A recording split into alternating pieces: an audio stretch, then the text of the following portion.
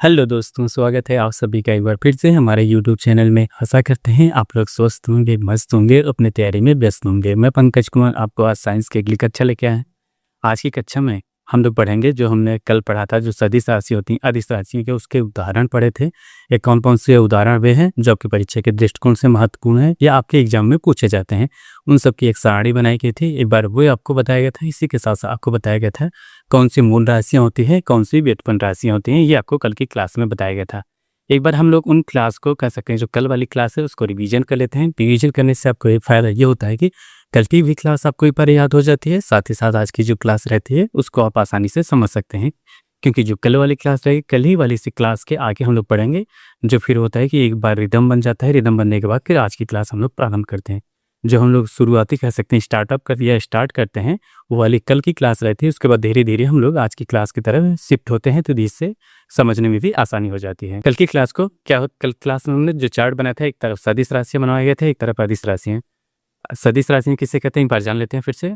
सदिश राशियाँ उससे वे भौतिक राशियाँ जिनको व्यक्त करने के लिए परिमाण के साथ साथ दिशा की आवश्यकता होती है, और इसी के साथ साथ इनको कह सकते हैं जोड़ने के लिए त्रिभुज का जो नियम होता है उसका पालन करना पड़ता है। क्या होता है, वे भौतिक राशियाँ जिनको व्यक्त करने के लिए दिशा के साथ साथ परिमाण की भी आवश्यकता होती है तथा इनको त्रिभुज के नियम का ये पालन करती हैं, वे सदिश राशि कहते हैं। अदिश राशियाँ किससे बताई गई थी, ये भौतिक राशियाँ जिनको व्यक्त करने के लिए केवल परिमाण की आवश्यकता होती है, दिशा की नहीं आवश्यकता होती है, उन्हें अदिश राशियाँ कहते हैं। इसी के साथ साथ जो अदिश राशियाँ होती हैं उनको गणितीय रूप में जोड़ने के लिए बीजगणितीय नियम का पालन करते हैं। कौन सी बीजगणितीय नियम का पालन करते हैं, ये आपको बताया गया था। इसी के बाद अंतर भी बताया गया था। एक तरफ जो हम लोग अदिश राशियों में देखते हैं, अदिश राशियों में हो गया जैसे दूरी हो गया, चाल हो गया, ऊर्जा हो गया, लंबाई हो गया, क्षेत्रफल हो गया और आयतन हो गया, द्रव्यमान हो गया, घनत्व हो गया, तापमान हुआ, कार्य हुआ, क्या हुआ, तापमान हो गया, कार्य हो गया, विद्युत धारा हुआ, उसी के साथ साथ दाब जो होता है, ये सब आपको अदिश राशियाँ बताई गई थी। क्या बताई गई थी, अदिश राशियाँ। विद्युत धारा को कौन सी राशि बताई गई थी, ये एक अदिश राशि थी। सदिश राशियों में देखते हैं, सदिश राशियों में जैसे विस्थापन हुआ, बल हुआ, संवेग हुआ, उसके बाद त्वरण हुआ, भार हुआ, विद्युत क्षेत्र हुआ या चुंबकीय क्षेत्र हुआ, उसी के साथ साथ विद्युत तीव्रता हो गई, उसके बाद विद्युत घनत्व का जो होता है वो होता है। ये आपको सदिश राशि के अंतर्गत इन सबको लिखाया गया था। और इसी के साथ साथ आपको बताया गया था मूल राशि किसे कहते हैं। मूल राशि वे भौतिक राशि होती हैं जिनको व्यक्त करने के लिए किसी भी अन्य राशि की आवश्यकता नहीं पड़ती। क्या होती है, किसी अन्य राशि की आवश्यकता नहीं पड़ती, उसे मूल राशियाँ कहते हैं। और व्युत्पन्न राशियाँ वे राशियाँ होती हैं जिनको व्यक्त करने के लिए एक से अधिक मूल राशियों का प्रयोग किया जाता है, उन्हें व्युत्पन्न राशि कहा जाता है। ये आपको बताया गया था। अब हम लोग जान लेते हैं आज की कक्षा में। आज की कक्षा में हम लोग सबसे पहले बात करेंगे जो लंबाई की इकाई होते हैं, कह सकते हैं जो लंबाई होती है उसकी जो मात्रक होते हैं। सबसे देखा जाए तो आपसे कभी कभी एग्जाम में पूछा जाता है कि जैसे आपसे पूछ लिया जाता है एक माइक्रोमीटर बराबर कितने, एक माइक्रोन बराबर कितने मीटर होते हैं, या एक एंगस्ट्रॉम बराबर कितने होते हैं।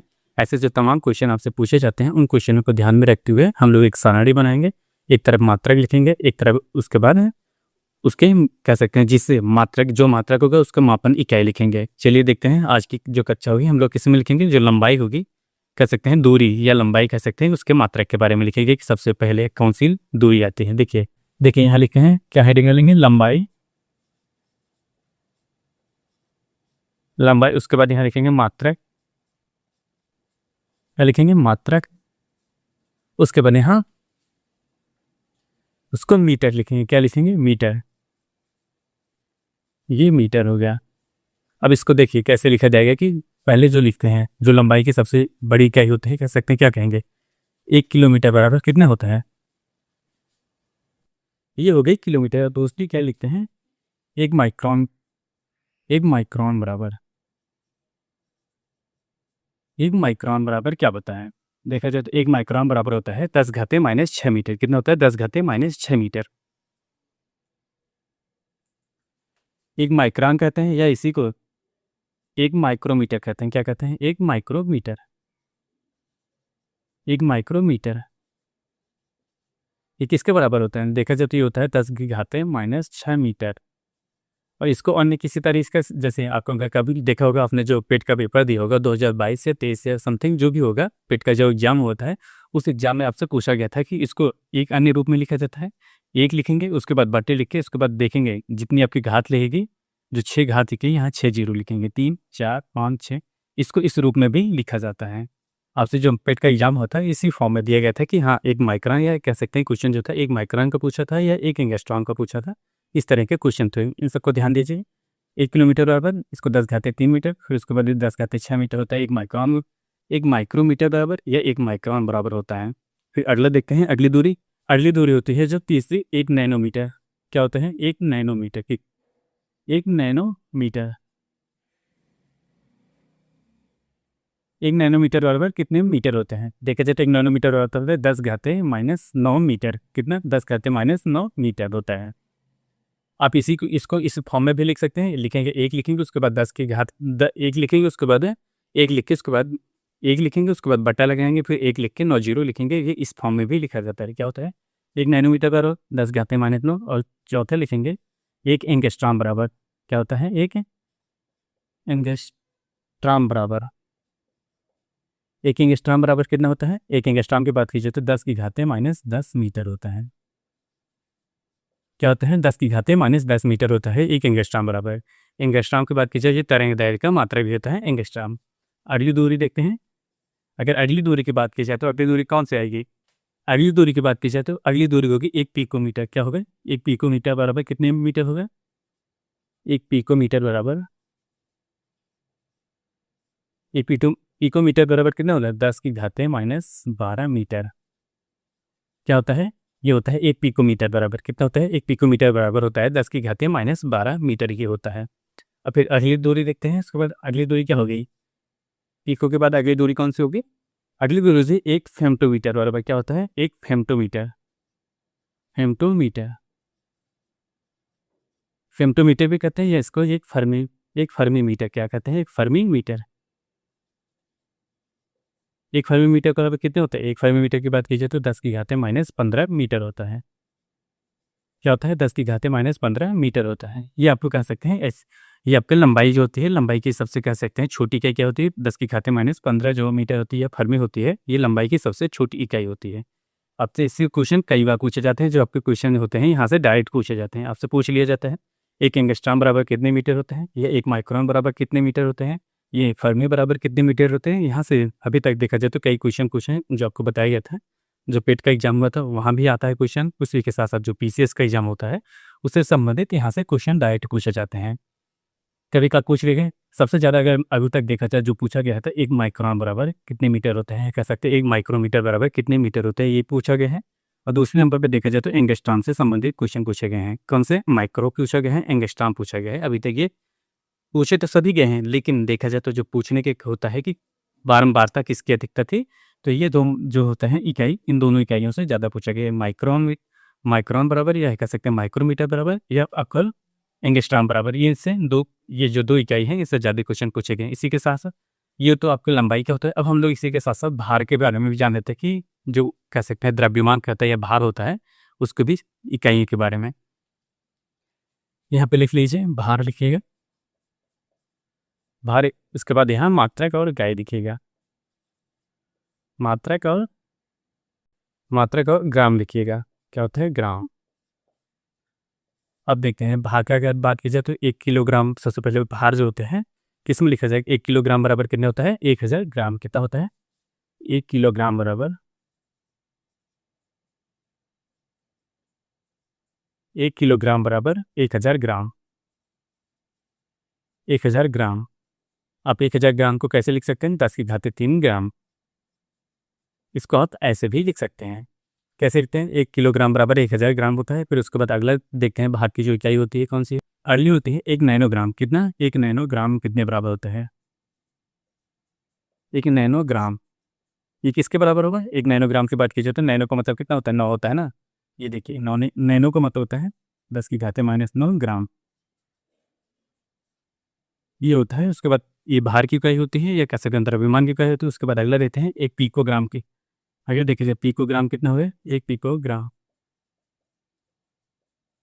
पिकोग्राम कितना होगा? पिको की बात की जाती है होता है 12। कितना होता है? 10 की घाते माइनस 12 ग्राम। इसको याद करने के लिए देखिए माइक्रो का मतलब होता है माइक्रो जो होगा छोटी होगी सबसे मतलब आप कह सकते हैं माइक्रो का मतलब होगा 6 माइनस 6। और नैनो का मतलब होता है इसमें देखिए याद करने का जो तरीका होगा नैनो का मतलब होता है न मतलब होता है 9। यहाँ पे 9 हो गया। और एंगस्ट्रॉम जो होता है ए होता है 10 यहाँ इसको और पीकोज होता है सबसे 12 होता है, और फर्मी की बात की जाती है कि 15 होता है। इस प्रकार ये देखा जाए तो ये लंबाई के जो मात्रक होते हैं, सबसे छोटी इकाई कौन सी होगी, 10 की घाते -15 होगा, और सबसे बड़ी जो होती है कौन होगी, 1 किलोमीटर होते हैं, ये सबसे बड़ी मात्रक होता है।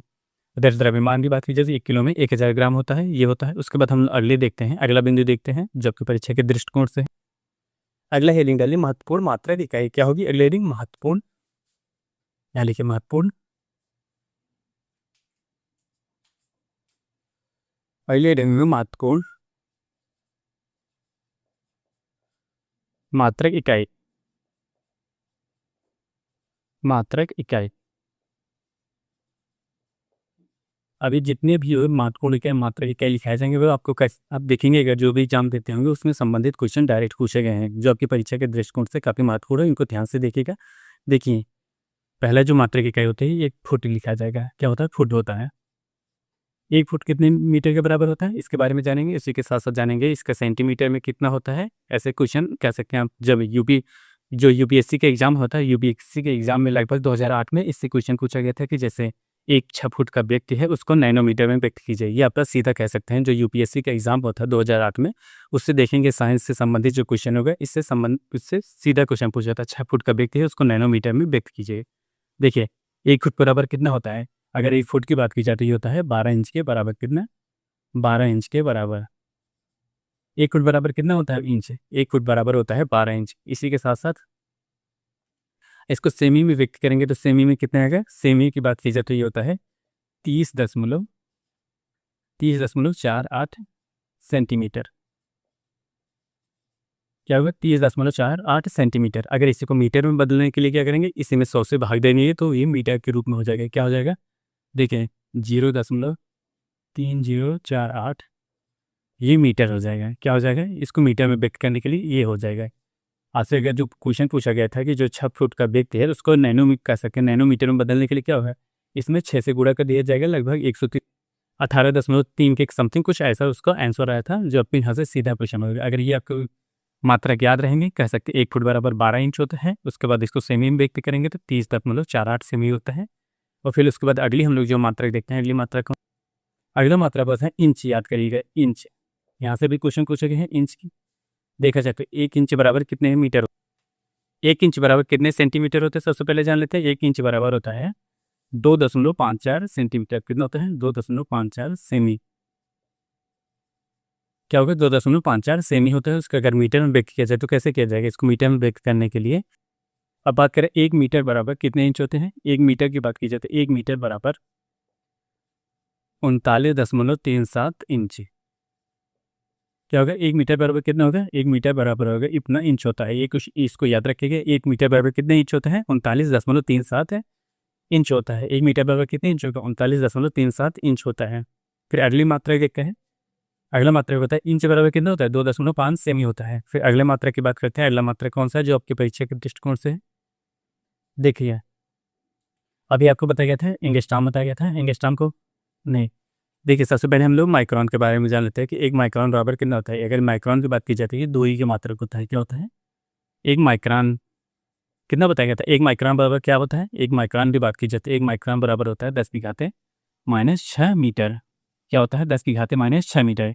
इसको कैसे व्यक्त किया जाता है ये जान लेते हैं। इसको व्यक्त करने के लिए म्यू होता है। क्या होता है, आपका यू की तरह होता है ऐसे। इसको काट क्या कहा जाता है, म्यू कहा जाता है। ये आपको व्यक्त किया जाता है। 1 माइक्रोन जो होता है 10 की घाते -6 मीटर के बराबर होता है। अब अगला जान लेते हैं। अगला जो आपको बताया गया था, एक एंगस्ट्रॉम क्या होता है, एंगस्ट्रॉम। एंगस्ट्रॉम जो होता है इसका तरंग दैर्घ्य क्या होता है, तरंग दैर्घ्य का मात्रक भी होता है। क्या होता है, जो होता है तरंग दैर्घ्य, तरंग दैर्घ्य का मात्रक होता है। एक एंगस्ट्रॉम बराबर आपको कितना बताया गया था, एक एंगस्ट्रॉम बराबर बताया गया था 10 की घाते -10 मीटर। ये आपका मात्रक होता है। ये यहाँ से आपको एक सीधा क्वेश्चन कह सकते हैं। यहाँ देखेंगे जितने भी अभी क्वेश्चन आप प्रीवियस पेपर सॉल्व करते होंगे, चाहे अब यूपीएससी का हो, चाहे यूपीपीसीएस का हो, चाहे आप एक यूसी एसएससी का एग्जाम देते हो, चाहे जो भी आप वनडे एग्जाम देते होंगे, उससे संबंधित यहाँ से क्वेश्चन पूछे जाते हैं। एंगस्ट्रॉम हुआ, माइक्रोन हुआ, या आपको अभी बताया गया था जो इनसे संबंधित 2008 में, यहाँ लिख दीजिए यूपीएससी 2008 से सीधा यहाँ से क्वेश्चन पूछा गया था। कब पूछा गया था, 2008 में यहाँ से सीधा क्वेश्चन पूछा गया था। उसके बाद अगला देखते हैं, अगली क्या लिखे, खगोलीय दूरी। क्या होती है, खगोलीय दूरी, खगोलीय दूरी। खगोलीय दूरी किसे कहा जाता है? देखा जाए तो आप इसको भूगोल में भी पढ़ेंगे या कह सकते हैं भूगोल से संबंधित भी ये है क्या इकाई है। इसी के साथ साथ आपसे जो साइंस के होता है, साइंस से संबंधित इकाई होती है। इसकी परिभाषा जान लेते हैं सबसे पहले, इसकी परिभाषा क्या होती है। खगोलीय इकाई किसे या खगोलीय दूरी किसे कहा जाता है? अगर खगोलीय इकाई की बात की जाए तो खगोलीय इकाई क्या होती है? पृथ्वी के केंद्र से लेकर सूर्य के केंद्र के बीच की औसत दूरी होती है, वही खगोलीय इकाई कहा जाती है। क्या होती है? खगोलीय इकाई के लिए बारे में लिखिए। खगोलीय इकाई क्या कहा जाती है? देखिए, खगोलीय इकाई की परिभाषा क्या होती है? पृथ्वी के केंद्र से लेके, यहाँ लिखिए, पृथ्वी के केंद्र से लेके, पृथ्वी के केंद्र से लेके, केंद्र से लेके सूर्य के केंद्र तक, सूर्य के केंद्र तक, केंद्र तक की औसत लंबाई की औसत दूरी, औसत दूरी ही क्या कहलाती है? खगोलीय इकाई कहलाती है। जैसे आपके जो पृथ्वी का केंद्र होता है, पृथ्वी के केंद्र के साथ साथ जो सूर्य के केंद्र की, जो पृथ्वी का केंद्र हुआ, सूर्य के केंद्र की जो औसत है दूरी होती है, वही खगोलीय इकाई कहलाती है। क्या कहलाती है? खगोलीय इकाई कहलाती है। अब एक अगली इकाई लिखते हैं। अगली इकाई लिखिए, प्रकाश वर्ष किसे कहते हैं? क्या अगली इकाई? प्रकाश वर्ष। प्रकाश वर्ष किसे कहा जाता है? सूर्य के, कह सकते हैं जो प्रकाश वर्ष किसे कहा जाता है? सूर्य द्वारा, सूर्य की किरण द्वारा एक वर्ष में तय की गई दूरी को ही हम प्रकाश वर्ष कहते हैं। प्रकाश वर्ष किसे कहा जाता है? प्रकाश द्वारा तय की गई एक वर्ष में तय की गई दूरी को ही हम प्रकाश वर्ष कहते हैं। क्या होगा? प्रकाश द्वारा, इसकी परिभाषा क्या होगी? प्रकाश द्वारा एक वर्ष में, एक वर्ष में तय की गई, तय की गई दूरी ही प्रकाश वर्ष कहलाता है। क्या कहलाता है? जो एक वर्ष में जो प्रकाश होगा, जो प्रकाश होगा एक वर्ष में जितनी दूरी तय करेगी वही उसका प्रकाश वर्ष कहलाता है।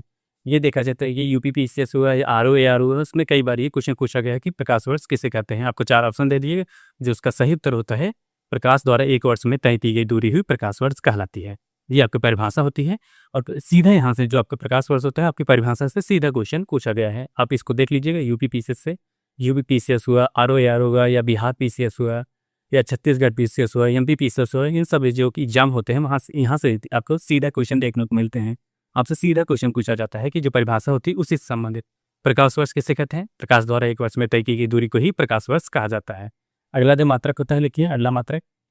अब इसी के साथ साथ जान लेते हैं एक प्रकाश वर्ष के मात्रक, इसका एक प्रकाश वर्ष बराबर कितना दूरी होता है इसके बारे में जान लेते हैं। या कह सकते हैं इसका एक प्रकाश वर्ष बराबर कितने मीटर होता है। यहाँ लिख लीजिए, एक प्रकाश वर्ष बराबर 9.46 गुणे 10 घाते माइनस गुणे 10 घाते 15 मीटर होता है। कितना होता है? एक प्रकाश वर्ष बराबर कितना होता है? 9.46 गुणे 10 घाते 15 मीटर होता है। ये प्रकाश वर्ष बराबर, प्रकाश वर्ष कैसे कहते हैं? ये याद रखिए कि प्रकाश द्वारा एक वर्ष में तय की गई दूरी को ही प्रकाश वर्ष कहा जाता है। ये काफ़ी महत्वपूर्ण है, इसको यहाँ पे डबल स्टार बना लीजिएगा। ये कई बार एग्जाम में पूछा जा चुका है और पूछे जाने की संभावना भी बनी रहती है इसकी। अगला मात्रक के पारसेक क्या होता है? अगला मात्रक होगा पारसेक। क्या होता है? पारसेक। पारसेक की क्या जरूरत पड़ती है? पारसेक किसे कहा जाता है ये जाने। खगोलीय इकाई की दूरी। पारसेक क्या होता है? खगोलीय जो दूरियां होती है उसको व्यक्त करने के लिए किया जाता है। जो पारसेक होता है इसको किसके व्यक्त करने के लिए जाता है? जो खगोलीय दूरियां होती हैं उसको व्यक्त करने के लिए पारसेक का प्रयोग किया जाता है। किसका? पारसेक का। ऐसा क्या होगी? इसको खगोलीय दूरियों को, खगोलीय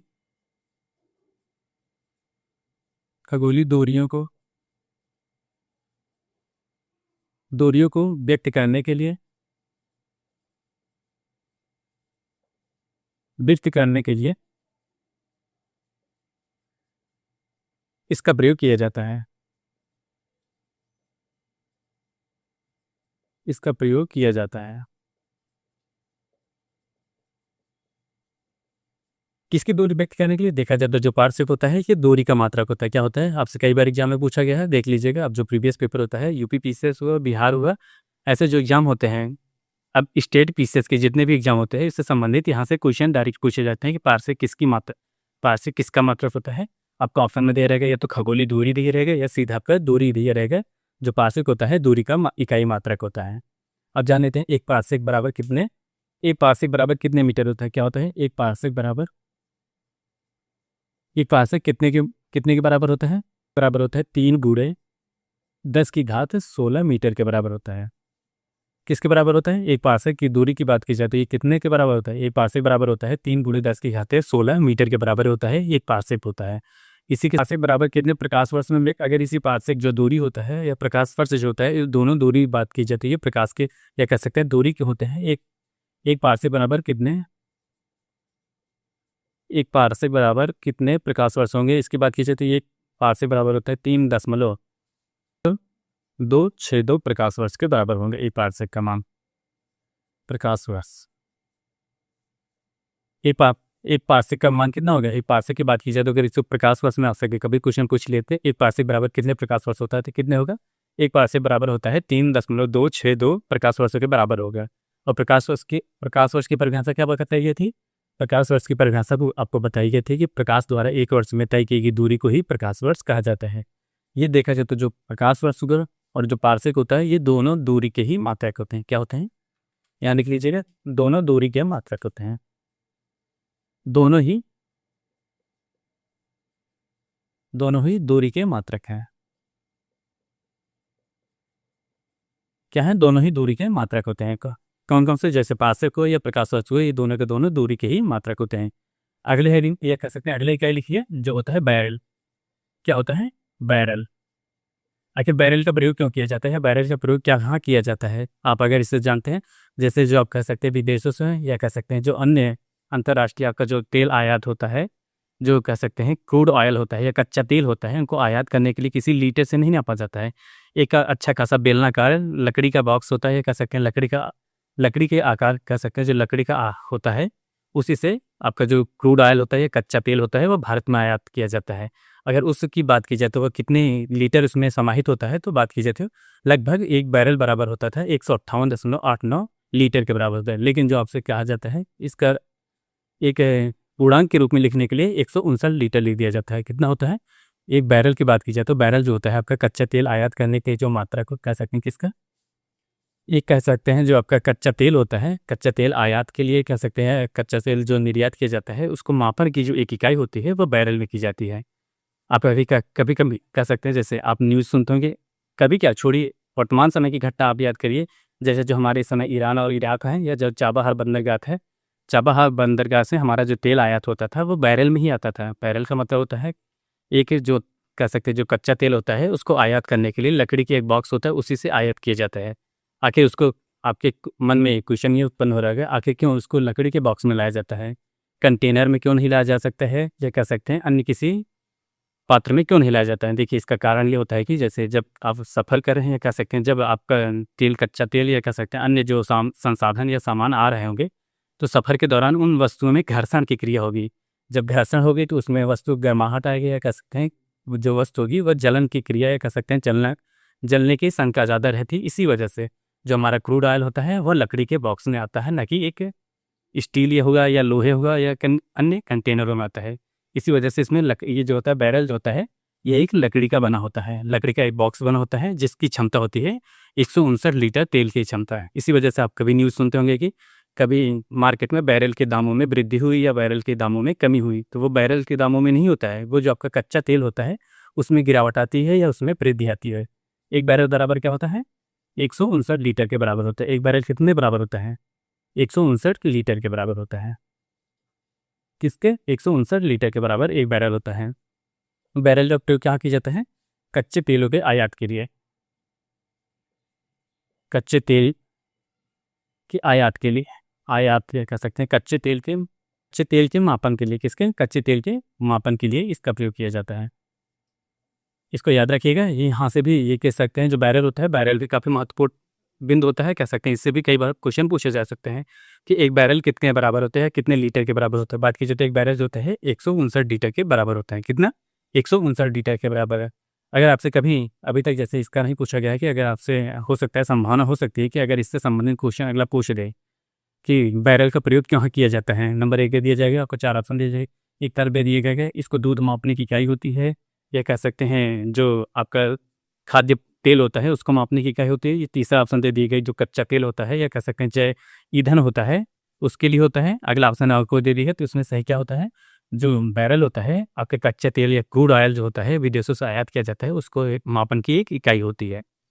ये होता है। उसके बाद हम लोग देखते हैं आज के लिए बस इतना ही। कल की क्लास में हम लोग इससे आगे देखेंगे इकाई जो आपकी परीक्षा के दृष्टिकोण से महत्वपूर्ण होगी। उन सभी इकाइयों को लिखाया जाएगा ताकि उससे अगर यहाँ से संबंधित आपके क्वेश्चन आते हैं तो वे गलत होने की संभावना कम है, क्योंकि यहाँ से जो क्वेश्चन बनेंगे सीधे के सीधे क्वेश्चन बनते हैं। अगर आपको क्वेश्चन याद है तो आप सही कर पाएंगे, अगर आपको ये नहीं याद है तो इसमें आप कोई भी दिमाग नहीं लगा सकते हैं कि नहीं हम इससे कह सकते हैं यहाँ से थोड़ा बहुत हिंट हो जाए या कुछ अन्य हिंट हो जाए तो उससे हम सॉल्व करेंगे। नहीं, जब तक इस टॉपिक से जब तक आपको डायरेक्ट याद नहीं रहेगा तब तक आप इस क्वेश्चन को सॉल्व नहीं कर सकते हैं। इसमें किसी अन्य चीज़ की कोई भी सहायता नहीं ले सकते हैं। इसी वजह से इस टॉपिक को ध्यान से पढ़िएगा। लगभग यहाँ से क्वेश्चन 1 या 2 क्वेश्चन हर हाल में पूछे जाने की संभावना रहती है। अगर स्टेट पीसीएस की बात की जाए तो यहाँ से क्वेश्चन हर हाल में पूछे जाते हैं। इसी वजह से इस टॉपिक को आप हल्के में मत लीजिएगा, क्योंकि यहाँ से अगर आप कोई भी एग्जाम दे रहे हैं, अगर आप 1 क्वेश्चन या 2 क्वेश्चन गलत कर दे रहे हैं तो इसकी अहमियत आप लोग अच्छे से जानते हैं कि अगर आप 1 नंबर से या आधा नंबर से या किसी पॉइंट से आप छटते हैं तो आपको कितना दुःख होता है। पूरा का पूरा 1 साल नहीं, आपका 2 से 3 साल वो चला जाता है। इसी वजह से इस टॉपिक को अच्छे से, ध्यान से और इत्मीनान से आप इसको पढ़िएगा। आज के लिए बस इतना ही। आप हमारे चैनल पे नए हो तो चैनल को लाइक करें, शेयर करें, सब्सक्राइब करें।